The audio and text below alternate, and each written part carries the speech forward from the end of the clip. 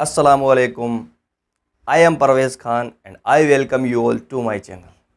Thumbnail देखने के बाद में आपको ये पता लग ही गया होगा कि आज मैं आपको क्या पढ़ाने जा रहा हूँ। आज की वीडियो बहुत ही इंटरेस्टिंग होने वाली है। आज की इस वीडियो में जैसे आप यूट्यूब थंबनेल देखते होंगे, उन पे लिखा होता है कि आप ये वीडियो देखने के बाद में आपको पूरी इंग्लिश आ जाएगी, 50% आ जाएगी, और ये 2-3 वीडियो आप देख लो तो आपको इंग्लिश का पूरा सार समझ में आ जाएगा। ऐसी बातें तो मैं करने वाला हूँ नहीं इस वीडियो में, और इस तरीके की चीज़ें होती भी नहीं है, क्योंकि अगर एक ही वीडियो से कोई लैंग्वेज आ जाती तो फिर तो कोई दिक्कत ही नहीं होती इतनी सारी वीडियोस देखने की हमें।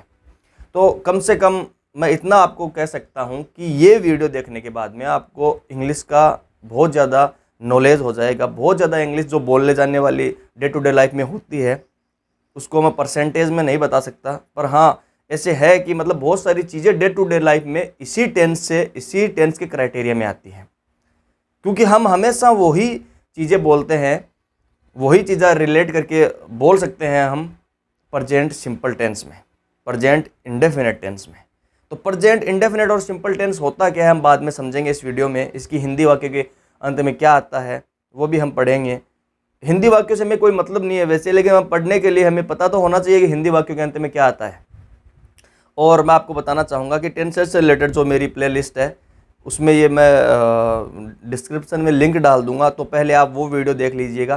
प्रेजेंट सिंपल टेंस आज पढ़ाने जा रहा हूँ मैं, इंडेफिनिट टेंस, इसके अलावा present continuous, present perfect and present perfect continuous tense मैं पढ़ा चुका हूँ, तो वो वीडियो भी आप देखिए। और कोई ऐसी ज़रूरत नहीं है कि पहले मैं प्रेजेंट सिंपल या इंडेफिनिट टेंस पढ़ाऊँ बाद में कंटिन्यूस पढ़ाऊँ, सब अपने अपनी जगह पे, अपने अलग अलग जगह पे यूज़ में आते हैं। चलो वीडियो को शुरू करते हैं। यहाँ पे बोर्ड पे लिखा है प्रेजेंट इंडेफिनिट टेंस।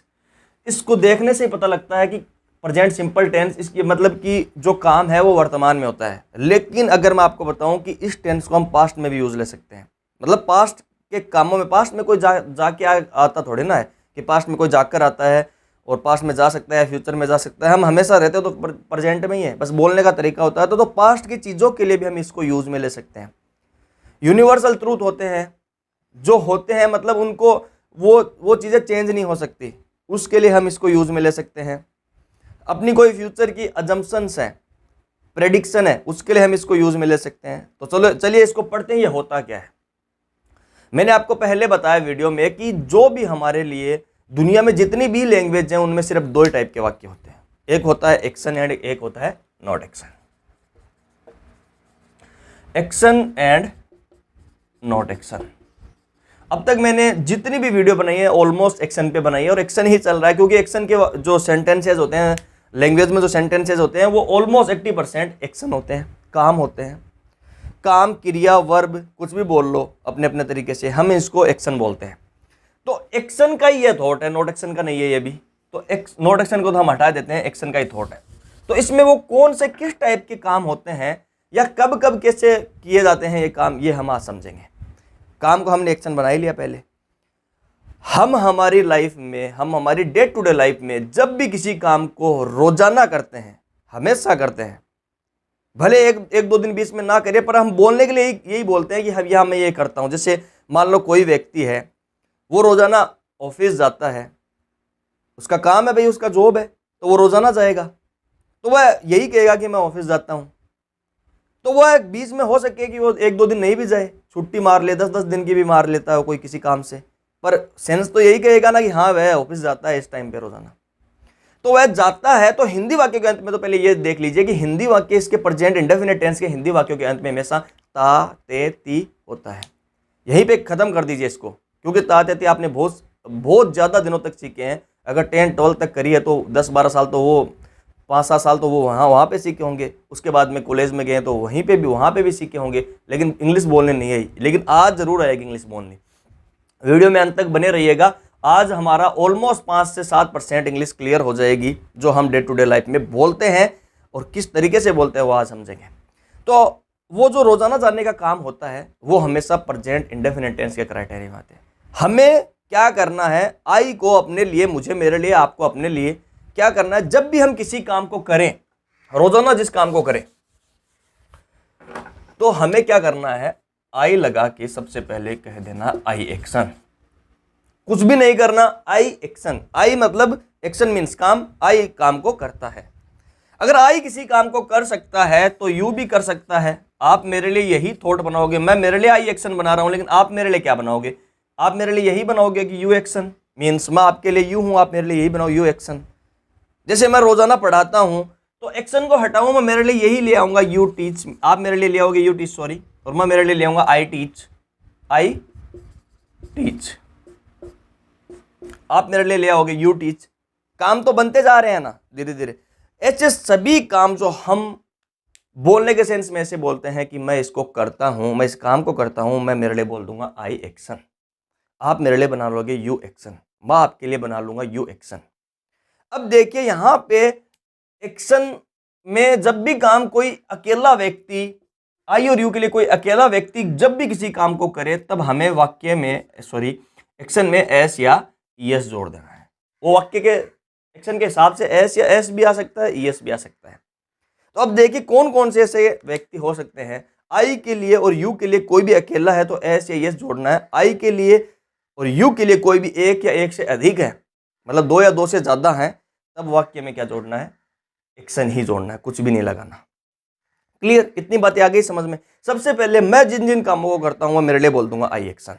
उन काम, वो काम मैं सब ले आऊंगा। जैसे मैं सुबह रोजाना उठने से लेकर रात को सोने तक जो भी दिनचर्या में मेरे डे टू डे लाइफ में जो काम जो मैं हमेशा करता ही हूं, भले ही कोई ऐसा काम जो कभी नहीं करता बस कल कर दिया या आज करूंगा, उसकी इंग्लिश अलग होगी, लेकिन जो जो काम मैं हमेशा करता हूं उनकी इंग्लिश यही होगी कि आई एक्शन। एक्शन में वो काम आ जाएगा, एक्शन में वो काम आ जाएगा। तो अभी देखिए पहले मेरे से समझते हैं। मैं अपने लिए बोलता हूं कि आई गेट अप लेट, मैं जल्दी नहीं उठता, तो आई गेटअप, उठता तो हूं मैं भी, तो मैं वेकअप लगा दूंगा उठने के लिए या गेटअप लगाऊंगा, दोनों सही है। तो आई वेकअप लेट। उसके बाद में आई ब्रश माई टीथ, सीधा सीधा आई के बाद में एक्शन आ रहा है, देखते रहिए, आई ब्रश माई टीथ। वो सभी काम जो हम हर दिन करते हैं उनके लिए यही थॉट है आई एक्शन। तो मैं मेरे लिए जितने भी एक्शन है वो यहां पे ले आऊंगा। सबसे पहले यहां पे मैं लिखता हूं आई एक्शन। एक्शन में मैं उठने की बात करता हूं, सबसे पहले मैं लेट उठता हूं, आई वेकअप लेट, ठीक है। उसके बाद में आई ब्रश, रोजाना की बात है, आई ब्रश माई टीथ, ठीक है। उसके बाद में I take tea, I take tea. उसके बाद में आई टेक टी। उसके बाद में मैं रोजाना यहां पे पढ़ाता हूं बच्चों को वीडियो के अलावा, तो मैं क्या मेरे लिए क्या कहूंगा? I teach. आगे जो चीज है ऑब्जेक्ट इसमें वाक्य में अभी तक नहीं है, ठीक है। ऑब्जेक्ट एक दो वाक्य में है भी, यहाँ पे माई टीथ में ऑब्जेक्ट आ गया, आई टेक टी ऑब्जेक्ट आ गया, लेकिन आई टीच क्या पढ़ाता हूँ आपको पता है, इंग्लिश पढ़ाता हूँ, यहाँ पे ऑब्जेक्ट भी आ गया, आई टीच इंग्लिश। उसके बाद में कई बार मैं वीडियो बनाता हूँ, I make videos on YouTube, तभी तो आप देख रहे हैं ना, आई मेक वीडियोज। ऐसे इसी तरीके से सभी कामों को देखिए। उसके बाद में क्या करता हूँ? आई टेक लंच। एंड मैं कोई काम नहीं करता उसके लिए मैं ये बोल दूंगा आई डू नॉट एक्शन। मैं कौन सा काम नहीं करता? आपने मतलब ध्यान दिया होगा कि I do not take breakfast. Breakfast नहीं होता वो कभी भी, उसको साथ में अकेले को, जो रात को हमने खाना खाया और सुबह तक हमने फास्ट ही करके रखा है, उसको तोड़ने को ब्रेकफास्ट बोलते हैं, ब्रेकफास्ट। तो I do not take breakfast. उसके बाद में डायरेक्टली आई टेक लंच, ठीक है। I take lunch and then I take bath, मैं नहाता हूँ। उसके बाद में कभी कभी दोपहर में सो भी जाता हूँ, तो मैं दोपहर में सोने को क्या बोलते हैं? या तो पावर नैप बोलते हैं या सिएस्टा बोल सकते हैं। तो आई टेक सिएस्टा, ठीक है। उसके बाद में शाम को मैं खेलने जाता हूँ, आई गो टू प्ले। उसके बाद में टीवी देखता हूँ, आई वॉच टीवी। उसके बाद में घर पे आता हूँ और रात को क्या करते हैं, शाम को 7-8 बजे के समथिंग लोग सभी डिनर करते हैं अपना, तो I take dinner, I take food, I take food. उसके बाद में रात को क्या कुछ भी बाहर घूमने चला जाता हूँ, आई मूव अराउंड या आई गो फॉर वॉक, ठीक है। उसके बाद में रात को I go to bed, I sleep. तो इस प्रकार से सुबह से सो रात तक के जो जितने भी काम थे उन सबको मैंने बोल दिया आई एक्शन से। आप मेरे लिए ये सभी कामों को ये बना सकते हैं यू एक्शन, यू एक्शन। अब मेरे लिए जैसे मैं आई वेकअप लेट, आप मेरे लिए बना लोगे you wake up late. I brush my teeth, आप बना लोगे you brush your teeth. I take tea, आप बना लोगे you take tea. I teach English, आप बना लोगे यू टीच इंग्लिश। लेकिन ये तो मेरे लिए एक थॉट हुआ। अगर आपको पूछना पड़े कि क्या आप इंग्लिश पढ़ाते हो, तो उसके लिए वीडियो 2 मिनट 5 मिनट और आगे चलने दीजिए, वो भी हम क्लियर करेंगे कि इसको क्या बोलते हैं कि क्या आप इंग्लिश पढ़ाते हो।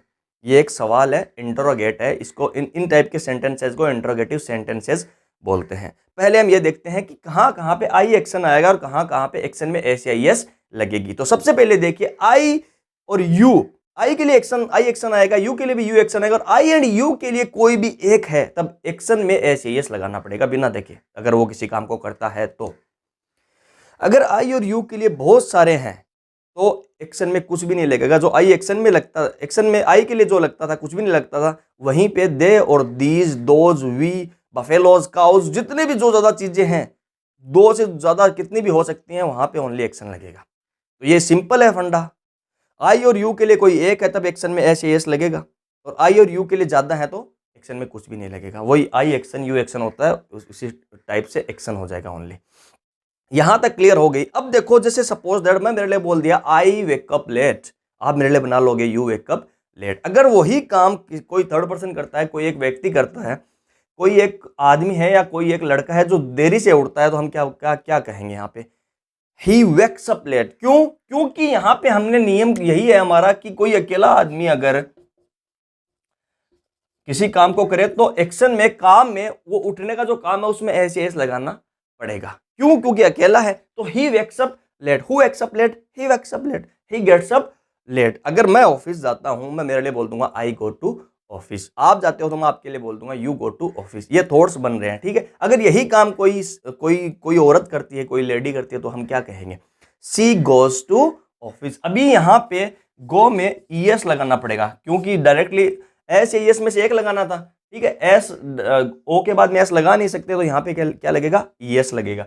तो he goes, sorry, she goes to office. तो ये देखिए कि जितने भी काम हैं दुनिया में जो हम रोजाना करते हैं, आई अगर किसी उस काम को करता है तो हम बोलेंगे आई एक्शन, यू अगर उसी काम को करता है तो बोलेंगे यू एक्शन, और उसी काम को ही, सी, इट या कोई भी एक चीज करेगी तो हम उसको बोल देंगे he, she, it actions. Actions means action में एस या एस लगाना पड़ेगा। ये हमारा present indefinite tense almost over है। अब हम वाक्यों को देखेंगे कि कहां पे हमें डू लेके आना पड़ेगा, कहां पे हमें डज लेगा। इस वाक्य की हेल्पिंग वर्ब, सहायक क्रिया, जिसको हम टाइम वर्ड बोलते हैं, वो होती है डू एंड डज। अब देखेंगे डू एंड डज कहां कहां पे आएगा।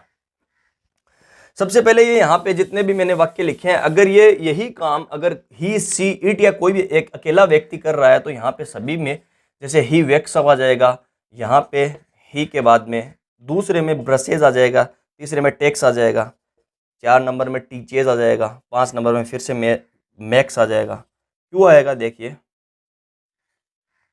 जैसे मैं लेट उठता हूं, आई वेकअप बोल दिया, वो उठता है ही वेक्सअप बोल दिया, ही वेक्सअप बोलना पड़ेगा, ही वेक्सअप लेट। अगर वो, मैं आई ब्रश माई टीथ, तो वो करता है ही ब्रशेज, यहाँ पे हिज आ जाएगा क्योंकि उसके दांत है, मेरे दांतों को तो वो साफ करता नहीं है। तो he brushes his teeth, he makes, sorry, he takes tea, वो क्या चाय पीता है, ही टीचेज इंग्लिश, कौन? वो इंग्लिश पढ़ाता है। ही मेक्स वीडियो, वह भी जैसे कोई एक और व्यक्ति है वीडियो बनाता है, तो हम क्या कहेंगे? He makes videos. क्लियर? यहां तक वीडियो में कोई दिक्कत नहीं है। वीडियो को मैं ये भी आपसे रिकमेंड करना चाहूंगी, जो भी मेरी बड़ी वीडियोस हैं, जो मेन जो कंटेंट है, उसको आप 2 बार देखिए, जिससे आपको अच्छे से समझ आ जाए।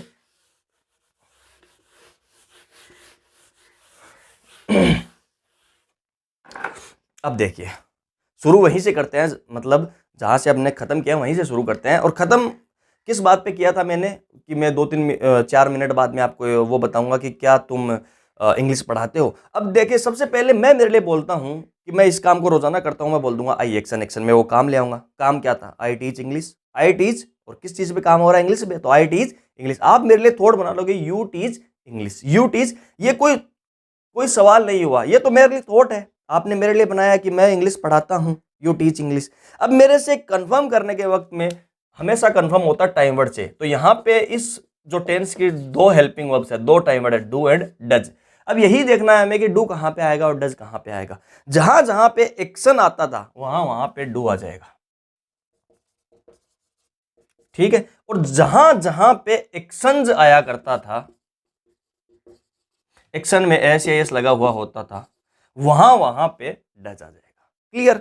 तो एक्शन कहाँ कहाँ पे आ रहा था, आई के लिए एक्शन, यू के लिए एक्शन, आई और यू के लिए ज्यादा थे तो एक्शन, तो आई और यू के लिए कोई ज्यादा है तब एक्शन, मतलब डू से सवाल किया जाएगा और नकारात्मक में भी डू ही आ जाएगा। और अब जब जब भी कोई एक होगा, जहां जहां पे एक्शन में एस या ईएस लगेगा, वहां वहां पे क्या आ जाएगा, डज आ जाएगा।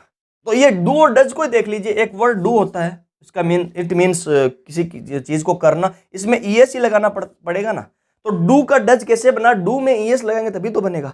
तो सवाल जब भी हम आई से करेंगे तो यही बनेगा, स्ट्रक्चर ये बनेगी डू आई एक्शन, मतलब मैं मेरे लिए बना दूंगा डू आई। अब जैसे मैं आपको पूछ सकता हूं, क्या मैं मेरे से भी सवाल कर रहा हूं, लेकिन ये सवाल आपके लिए, जैसे मैं अच्छा पढ़ाता हूं, डू आई टीच वेल, सवाल बन गया ना, रोजाना पढ़ाता हूं मैं, लेकिन मैं पूछ रहा हूं कि do I teach you well, तो ये क्या डू से बन गया, क्योंकि डू आई एक्शन होगा। अब मैं अगर आपसे मुझे कोई सवाल करना है, जैसे मैं सवाल कर रहा हूं कि क्या आप मेरी वीडियो रेगुलरली देखते हो, पहले मैंने आपके लिए बनाया कि you watch my videos regularly, ये एक थॉट है, this is merely a thought, लेकिन मेरे को कंफर्म करना पड़ेगा। And for the confirmation what will I have to do, I will have to take do time word first, सबसे पहले मुझे डू लेके आना पड़ेगा, क्योंकि आप मेरे लिए यू हो और यही स्ट्रक्चर बनेगी डू यू एक्शन, एक्शन में वो काम ले आऊंगा, तो डू यू एक्शन, एक्शन को हटाओ, काम ले आऊंगा, do you watch my videos regularly, देखा करो भाई, बहुत अच्छी वीडियोज है। तो मैं अगर आप देखते हो तो आप अपने लिए यही कह दोगे कि yes I watch your videos regularly. लेकिन कोई एक ऐसा बंदा है जो आज पहली बार वीडियो देखने आया, वो क्या कहेगा, नहीं मैं नहीं देखता आपकी वीडियोज रेगुलरली। तो नोट भी हमेशा अकेला नहीं आएगा, नोट को भी क्या करना पड़ेगा, नोट भी कभी भी टेंसेज में नोट अकेला नहीं आएगा। स्पोकन इंग्लिश में आ सकता है लेकिन ग्रामेटिकली हमारा अकेला नहीं आएगा। तो किसके साथ में आएगा, टाइम वर्ड के साथ में। तो अगर हम किसी काम को करते हैं तब स्ट्रक्चर बनती है आई एक्शन, नहीं करते हैं तो स्ट्रक्चर यही बनेगी आई do not action. Do not को शॉर्ट में बोलते हैं डोंट, तो आई डोंट एक्शन। अगर आप रोजाना देखते हो तो यही बन जाएगी I action directly, I watch your videos regularly. लेकिन आप नहीं देखते, कोई नया बंदा है वो क्या कहेगा, I don't watch your videos regularly. Clear, मतलब डू के साथ में ही नोट लग जाएगा, टाइम वर्ड के बाद में नोट लगेगा हमेशा। ठीक है, तो स्ट्रक्चर्स इस प्रकार से बनेगी, जब हम किसी काम को करते हैं तो आई एक्शन, नहीं करते हैं तो आई डू नॉट एक्शन। आप किसी काम को करते हैं तो यू एक्शन, नहीं करते तो यू डू नॉट एक्शन। मैं मेरे से कंफर्म करूंगा, यही स्ट्रक्चर बनेगी डू आई एक्शन, आपसे कंफर्म करूंगा डू यू एक्शन। अब देखिए ही और सी और इट के लिए क्या, और कोई भी सिंगुलर है उसके लिए डज से बनेगी स्ट्रक्चर वही। जैसे वह ऑफिस जाता है तो he goes to office, confirm करेंगे तो क्या क्या बनेगी, कंफर्म कर ही गोज टू ऑफिस, लेकिन डज से हमें कंफर्म करना पड़ेगा, does he goes to office, is it right, does he goes to office. ये तो गलत हो गया, क्योंकि हमने डू में ईएस लगा दिया है तभी तो डज बना ना, डू में ईएस लगा है तभी तो डज बना। तो हमें अगर डज आ गया है तो फिर वाक्य में जो एक्शन है उसकी फर्स्ट फॉर्म, मतलब सॉरी, उसमें एक्शन में एस या एस नहीं लगाएंगे, उसमें कुछ भी नहीं लगेगा। फिर डज के बाद में एक्शन में कुछ भी नहीं लगाएंगे, डज में सिर्फ डज में एस एस लग गया है तो वहां पे क्या स्ट्रक्चर क्या बनेगी, क्या ऑफिस जाता है उसकी स्ट्रक्चर बनेगी does he go to office. अगर वह जाता है काम को करता है तब एस एस लगेगी, yes he goes to office. अगर उसने मना किया, सॉरी, अगर हम उसके लिए मना करते हैं कि वह नहीं जाता, आजकल उसने बंद कर दिया है, वो रिटायरमेंट ले चुका है, तो हम क्या कहेंगे, ही डज नॉट, फिर से डज आ जाएगा, डज के साथ में नोट लगेगा, he does not go to office. क्यों, क्योंकि डज जो है वो अपने आप में डू में ईएस लगा तभी तो डज बनाना, तो हम मना करेंगे तब भी डज आ जाएगा। जहां जहां पे डज आ जाएगा वहां पे एक्शन में कुछ भी नहीं लगेगा। जब हम ये बोलेंगे वो इस काम को करता है तब एक्शन में एस या ईएस लगानी पड़ेगी। उम्मीद करता हूं यहां तक आपको समझ में आ जाएगा, आ गया होगा, यहां तक आपको आ ही गया होगा, क्योंकि इसमें कोई इतनी हार्ड चीजें नहीं है। बस यही देखना है कि जब भी हम किसी काम को करते हैं तो हमें ये बोलना आई एक्शन, नहीं करते हैं तो ये बोलना आई डू नॉट एक्शन। और जब भी किसी काम को ही करता है तो ही या सी या इट करता है तो एक्शन में एस एस लगा देंगे। वो अगर मना करेंगे तो does not action, only action. अगर कंफर्म करेंगे, जैसे मेरे से कंफर्म करोगे तो यही करोगे डू यू एक्शन, मतलब डू यू एक्शन, एक्शन में वो काम लेगे। तो आप मेरे से पूछोगे कि आप इंग्लिश पढ़ाते हो, तो यही बोलोगे कि डू यू टीच इंग्लिश। और ये वीडियो आपने इससे पहले 3-4 वीडियो जो मेरी देखी उसमें मैंने डू यू एक्शन से स्टार्ट किया है, तो ये बहुत जगहों पे यूज में ले सकते हैं। तभी मैं बोल सकता हूँ कि 7-8-10% तक इंग्लिश इससे डे टू डे लाइफ में बोली जाती है बहुत बार। अब हम कहाँ कहाँ पे यूज ले सकते हैं, सबसे पहले वो मैंने आपको बताया जो यूनिवर्सल ट्रूथ होती है हमारी, उसके लिए यूज में लेंगे। ये यूनिवर्सल ट्रूथ क्या होता है सबसे पहले देखें, उसके लिए हम यहाँ पे ये यूज में लेंगे। जैसे जब भी हम ऐसी कोई सार्वभौमिक सत्य या सार्वभौमिक सच की बात करते हैं जो मतलब उसका उल्टा हो ही नहीं सकता, जैसे है वैसे ही रहेगा वो लाइफ टाइम। जैसे इसमें ये देखिए कि जो सूर्य है वो पूर्व दिशा में उगता है। वो ये तो है नहीं कि वो मतलब पूर्व दिशा के अलावा किसी और दिशा से मतलब उग सकता है, राइज हो सकता है। तो ये एक सार्वभौमिक सत्य है, तो इसके लिए हम प्रेजेंट इंडेफिनिट टेंस का यूज में लेंगे। सबसे पहले हम क्या कहेंगे, यहाँ पे द लगाना पड़ेगा, सन, क्योंकि सन एक ही है बस, इसके अलावा है ही नहीं। तो सबसे पहले क्या क्या आ जाएगा, द सन। और हमारा नियम क्या कहता था यहाँ इस सेंटेंस में कि सूरज पूर्व दिशा में उगता है। यहाँ पे हमारा नियम क्या कहता था कि आई के लिए आएगा एक्शन और यू के लिए भी आएगा यू एक्शन। आई और यू के लिए कोई एक है, तब वाक्य में क्या रहेगा, अगर किसी काम को करता है तो सूरज करता है इस काम को, तो एक्शन में क्या लग जाएगा, एस या यस। तो सबसे पहले नियम हमारा एस या यस का हुआ, क्योंकि सूरज भी एक ही है, ठीक है। तो ही सी इट और कोई किसी भी एक चीज की बात थी, तो यहाँ पे क्या आ जाएगा, द सन, और राइज में क्या लग जाएगा, एस। द सन राइजेज, हमारा उगना उठना होता है गेट अप वेकअप, और सूर्य उदय होता है मतलब उभरता है, तो यहाँ पे क्या आ जाएगा, राइज। तो द सन राइजेज कौन सी दिशा में, इन द ईस्ट, ठीक है। ये हमारा वाक्य हो गया यूनिवर्सल ट्रूथ का, the sun rises in the east, ठीक है। तो ऐसे सभी वाक्यों के लिए हमेशा हम प्रेजेंट इंडेफिनिट टेंस को यूज में लेके आएंगे। दूसरा एक और देखते हैं, इसमें एक वाक्य और देख लेते हैं, फिर नेक्स्ट पे चलेंगे। तो एक वाक्य और देखते हैं जल्दी से। तो जैसे ये मान लो आप कि जैसे गाय है, अब गाय, आपको पता है कि गाय घास ही खाती है, हरा हो या फिर सूखा हो, ठीक है, मतलब वो वेजिटेरियन है प्योर, ठीक है। तो गाय हमेशा घास खाती है, तो ये भी एक यूनिवर्सल ट्रूथ ही है। तो हम क्या कह देंगे, काऊ। अब गाय का जो खाना होता है वो क्या होता है, ठीक है, या ईट में क्या लगा देंगे, ईट्स। और क्यों, क्योंकि गाय जो है वो भी यहां पे सिंगुलर है हमारे लिए, एक गाय की बात कर रहे हैं हम, और काउज नहीं बोल रहे, काउ बोल रहे हैं। अगर काउज बोलते तब ईट ही आता ओनली, लेकिन हम जानबूझ के, क्योंकि हमें क्या देखना है कि जब भी ही सी इट और कोई भी एक हो तब हमारा एक्शन में एस एस लगेगा। तो काउ ईट्स ग्रास। कभी भी ऐसा नहीं हो सकता कि वो आपको जो है कि कुछ और खाते नजर आ जाए, तो हम क्या कहेंगे, काउ ईट्स ग्रास, ठीक है। तो ये हमारा हो गया यूनिवर्सल ट्रूथ। इसके अलावा देखिए हम कहाँ कहाँ पे यूज में ले सकते हैं।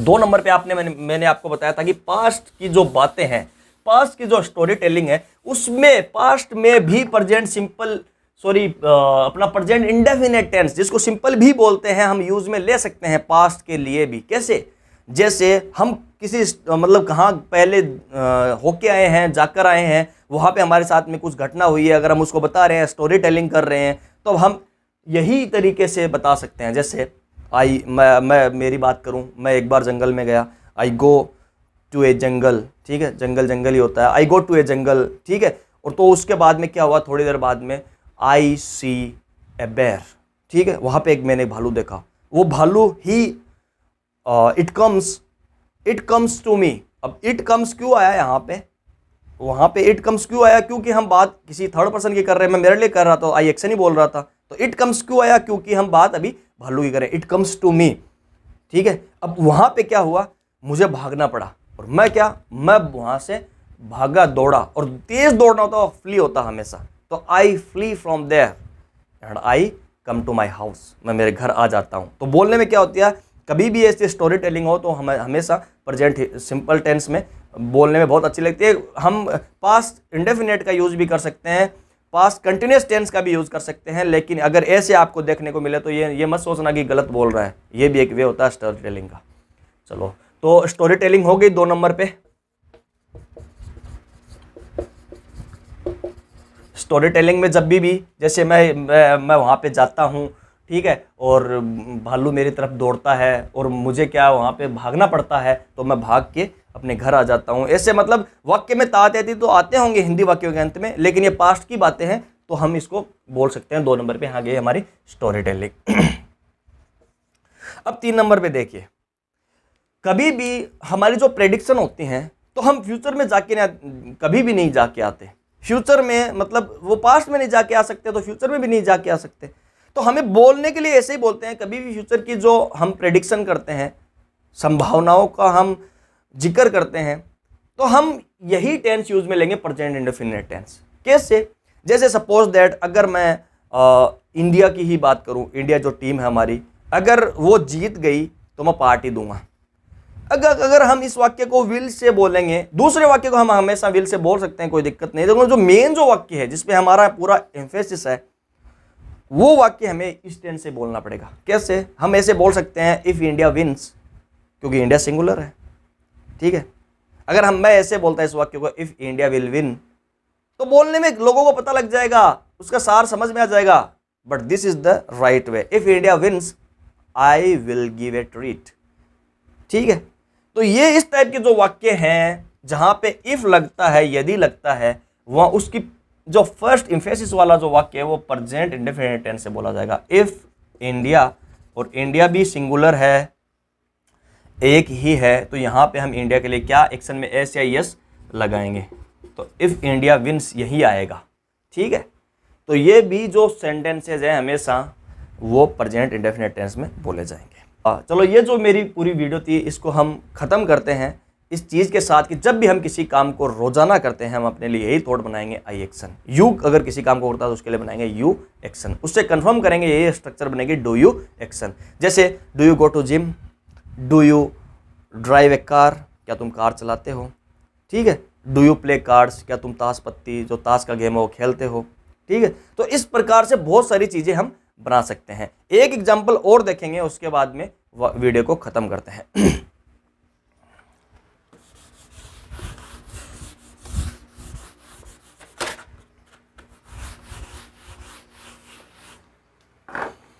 चलो, एक व्यक्ति है, he goes to office, he goes to office, Delhi की वैसे जरूरत नहीं है क्योंकि ये काम तो हमेशा ही होता है, वैसे भी रोजाना होने वाला काम है। तो ही गोज क्यों आया? क्योंकि ही किसी काम को करता है, एक्शन में एस लगानी पड़ेगी, तो गो में यस लगेगा, तो he goes to office. There is a man, he goes to office. अब अगर हम सबसे पहले, क्योंकि आई और यू हमेशा थर्ड पर्सन की बात करते हैं, थर्ड पर्सन से कंफर्म करने के लिए आई और यू से कंफर्म करना पड़ेगा। जैसे आपको मेरे से कंफर्म करना पड़ेगा कि क्या वह ऑफिस जाता है, उससे कंफर्म करें तो वो हमारे लिए यू बन जाएगा, तो तब बनेगी do you action, do you go to office. लेकिन हम बात कर रहे हैं, ही की बात कर रहे हैं, आप मेरे से कंफर्म कर रहे हो, और मेरे से कंफर्म करने के वक्त में आपको डज लेकर आना पड़ेगा, क्योंकि वाक्य में एस या यस है, एक्शन में एस या यस है, तो डज ही, यहाँ पे एस या यस डज में आ गई, तो यहाँ पे क्या ओनली गो आएगा, does he go to office. अब जवाब मुझे देना है, हाँ वो जाता है, मैंने देखा है, उसकी जॉब है भाई, he goes to office, he goes to office. अब सबसे पहले हम अगर यहाँ पे डब्ल्यूएच वर्ड यूज में लेंगे, पूरे 4-5 जितने भी यूज में आ सकते हैं रिलेवेंट से, तो सबसे पहले हमें यही कहेगा कि कौन ऑफिस जाता है, कौन ऑफिस जाता है, तो कौन के लिए कौन सा डब्ल्यूएच वर्ड आएगा, यहाँ पे आएगा हु, ठीक है। तो सबसे पहले जब हमारी स्ट्रक्चर, जब भी जो डज ही एक्शन है, उससे पहले जब हम कंफर्म करते हैं डज ही एक्शन टाइवर्ड आ गया था, उससे पहले हु लगा देंगे, तो यहाँ पे क्या बनी, हु डज। और यहाँ पे जब हु आएगा तब ही की कोई जरूरत नहीं है, who does go to office. तो स्ट्रक्चर क्या बनी, who does go to office. और हमें पता है कि नवीन ऑफिस जाता है, who does go to office, और नवीन किसी काम को करता है, ही को हटाएंगे, नवीन ले आएंगे, Naveen goes to office, Naveen goes to office, ठीक है। नवीन के बाद में नवीन ऑफिस जाता है, तो कहाँ, तो कहीं तो जाता होगा, ऐसे थोड़ी ना है कि मतलब ऑफिस जाता है और हमें पता भी ना हो। तो अब हमें कौन सा डब्ल्यूएच वर्ड लेके आना पड़ेगा, कहाँ के लिए कौन सा डब्ल्यूएच वर्ड लेके आना पड़ेगा, हम लेके आएंगे वेयर, ठीक है, वेयर यानी कहाँ। अब जो हमारी स्ट्रक्चर सेम टू सेम है, जब हम कंफर्म कर रहे थे तो does he go to office आ रहा था, does he go to office, इससे पहले बस वेयर लगा देंगे, तो स्ट्रक्चर क्या बनी, where does he go to office. Does he go to office, मैंने बोला yes he goes to office, तो वह कहां पे जाता है, तो where does he go to office. और हमें अच्छे से पता है कि वह ऑफिस, मतलब ऑफिस में कहां जाता है, मीना मार्ग जाता है, मीना मार्ग एक जगह है जयपुर में, वहां पे जाता है। तो हम क्या कहेंगे, ही गोज टू, और टू के बाद में वो जगह आ जाएगी, ही गोज टू मीना मार्ग, ही गोज टू मीना मार्ग, ठीक है, ही गोज टू मीना मार्ग। अब उसके बाद में देखिए जाता है तो कोई समय भी होगा उसका जाने का। अगर समय की बात करें तो अभी स्ट्रक्चर बनेगी, समय पूछने के लिए हम यूज में लेके आएंगे व्हेन, ठीक है। तो जो हमारे पूछने के वक्त में थी does he go to office, उससे पहले लगा देंगे व्हेन, तो स्ट्रक्चर क्या बनी, when does he go to office. और हमें अच्छे से पता है कि 9:30 बजे वो निकल जाता है, 9:30, ठीक है, 9:30 पे वो क्या निकल जाता है। He goes to office at, time से समय स्पेसिफिक टाइम से पहले, एकदम डेफिनेट टाइम से पहले हमें एट लगाना पड़ेगा। He goes to office at 9:30, ठीक है। अब अगर वह जाता है तो अकेला जाता है क्या? अब वो जो कंफर्म कर रहे थे does he go to office, उसके बाद में अलोन लगा देंगे तो क्या स्ट्रक्चर बने, does he go to office alone. और मुझे पता है अकेला नहीं जाता, उसके साथ में एक बंदा और है, तो हम क्या कहेंगे, अब की बार मना कर रहे हैं तो वो डज के साथ में नोट आ जाएगा, क्या स्ट्रक्चर बने, ही does not, he does not. कोई भी ऐसा काम है जो अकेला नहीं करता, ही डज नॉट एक्शन, एक्शन में आ जाएगा। और यहां पे भी गोज नहीं है क्योंकि डज आ गया। He doesn't go to office alone, तो वो किसके साथ में जाता है, he does not go to office alone, तो वो किसके साथ में जाता है। उसके लिए हमारे पास में फिर से एक टाइम वर्ड है, सॉरी डब्ल्यूएच वर्ड है, उसको बोलते हैं हु विद, ठीक है। हु को पहले लगा देंगे, विद को वाक्य के एकदम लास्ट में लगा देंगे, स्ट्रक्चर बनेगी who does he go with, और वो अपने दोस्त है, उसका एक दोस्त है, उसके साथ में जाता है, तो हम हमारे स्ट्रक्चर ये बनेगी he goes to office with his friends, क्योंकि उसका दोस्त है तो ही की बिलोंगिंग्स क्या हो गई, his friends. He goes to office with his friend, ठीक है। अगर वो जाता है तो आता भी होगा वापस, तो वो किस टाइम पे वापस आता है, स्ट्रक्चर यही बन जाएगी। अब की बार जाने की बात नहीं, आने की बात, आने को बोलते हैं कम, तो when does he come back, ठीक है। He comes back, comes back क्यों हुआ, क्योंकि एक्शन में ऐसे ऐसे लगानी पड़ेगी किसी काम को करते वक्त, वो इस काम को करता है तो क्या करता है, कब आता है, he comes back at 8 PM, 9:30 AM पे जाता है और 8 बजे आता है 8 PM, तो he comes back at 8 PM। चलो इस वीडियो को यहीं पे खत्म करते हैं। ऐसी अमेजिंग वीडियो के लिए देखते रहे मेरे चैनल को। अगर वीडियो अच्छी लगे तो लाइक जरूर करिएगा।